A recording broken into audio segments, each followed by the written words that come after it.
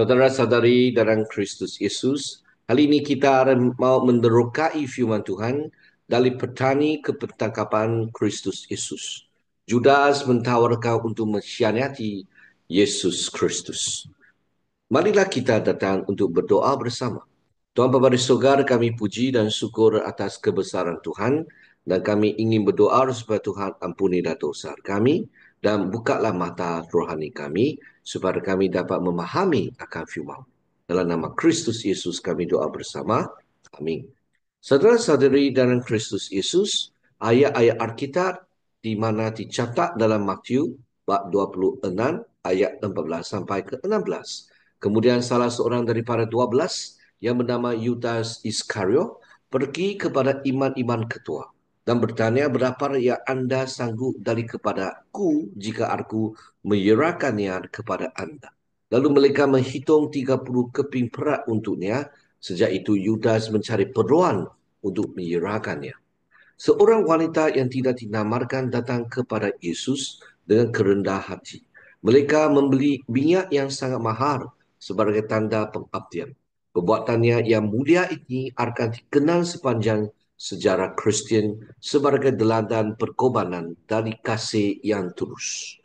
Manakala adalah berbeza dengan wanita itu, Yudas Iskandar pergi kepada pihak berkuasa agama untuk menjual gurunya. Dia menerima 30 keping perak gaji sebulan sebagai bayaran perkhianatan. Matius sahaja yang mencatat jumlah ini, walaupun wang bukanlah satu-satunya motif perkhianatannya yang tetap menjadi misteri. Matius dengan jelas menggariskan kontras yang ketara antara kedua-dua peristiwa ini. Satu menunjukkan pengabdian tertinggi, sementara yang lain menggambarkan perkhianatan yang terdalam. Matius telah mengenal Yudas Iskariot sebagai pengkhianat. Iskariot mungkin berasal dari bahasa Ibrani, Ish, Kuriosio, dan bermakna seorang lelaki dari Kerut. Atau ia juga mungkin berasal dari bahasa Latin Sicarius, bermakna seorang lelaki bersenjata pisau.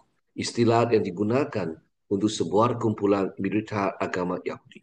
30 keping perak adalah harga yang ditetapkan untuk perkhianatan yang memainkan peranan ganda dan narratif menunjukkan pemenuhan nubuat perjanjian lama dan berfungsi sebagai pembuka dan penutup cerita Yesus Kristus. Dari titik inilah, Yudas mencari peluang untuk membolehkan imam-imam ketua melaksanakan rancangan mereka dan menangkap Yesus dengan cara yang licik sekali.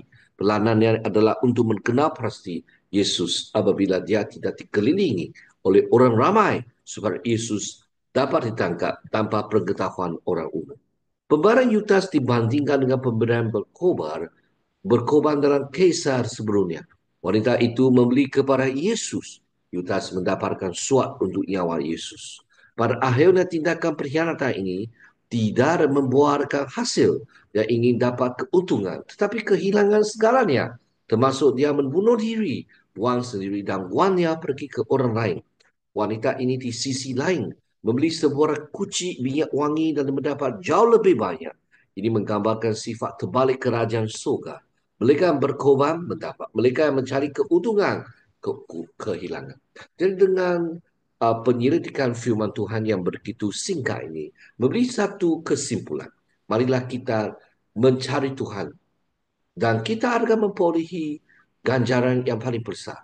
Sekiranya kamu mau nafsu diri, kamu mau nafsu yang tidak suci, nafsu kita mau namar kita dipertinggikan untuk kebaikan diri, untuk tempat kita, untuk kuasa kita, untuk nafsu yang tidak suci. Ini semua mungkin kamu akan mendapatkan menikmati sementara saja. Tapi itu tidak abadi. Tetapi kalau kamu mencari makarios, yaitu bagian seperti Yesus kata dalam gunung di atas kobar di atas gunung, kita akan menikmati kebahagiaan sejati dan selama-lamanya. Marilah kita rendah hati. Marilah kita beras kasihan. Marilah kita menjadi perdamai di antara orang yang berselisih faham. Marilah kita haus akan kebenaran Tuhan. Apabila kita merendahkan diri, kita akan menjadi seorang yang beras kasihan. Sebab kita tahu kita miskin. Tidak bukan apa. tetapi adalah semua karunia Tuhan. Apabila kita memang mau bersedia untuk dosa kita, kita menjadi orang yang berfokus kepada Tuhan, yang begitu murni hati kita. Apabila kita rela belajar, datang kepada Tuhan dengan hati yang haus akan kebenaran, dan kita rela untuk uh, berkorban untuk kebenaran, dan kita adalah kita ada mempunyai kerajaan Tuhan. Jadi saudara-saudari, marilah kita mencari Tuhan. Mari kita berfokus kepada Tuhan. Marilah kita berasaskan kebenaran kita. Tuhan, warga jiwa kita akan diberkati. Kawan-kawan, saudara-saudara, marilah kita lemah lembut. Dan kita akan memiliki bumi yang Tuhan akan kurniai. Itu bumi yang baru, bumi yang langit yang baru. Apabila kita menjadi seorang sedemikian, kita boleh menjadi pendamai untuk orang yang berselisih faham.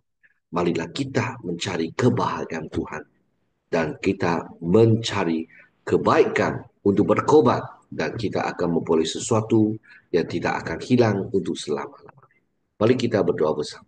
Tuhan Bapa di surga, kami berdoa supaya Tuhan mempancar hati kami dalam hati yang dalam kami sama ada apa yang tidak tulus dan jujur. Bantulah kami, janganlah ikut jejak jalan sendiri lagi, tetapi ikut Tuhan. Sebab itulah akan membawa ganjaran yang paling bermakna. Dalam nama Kristus Yesus kami doa bersama. Amin. Semoga Tuhan memberkatimu dan sekeluarga dan kita jumpa lagi. Bye.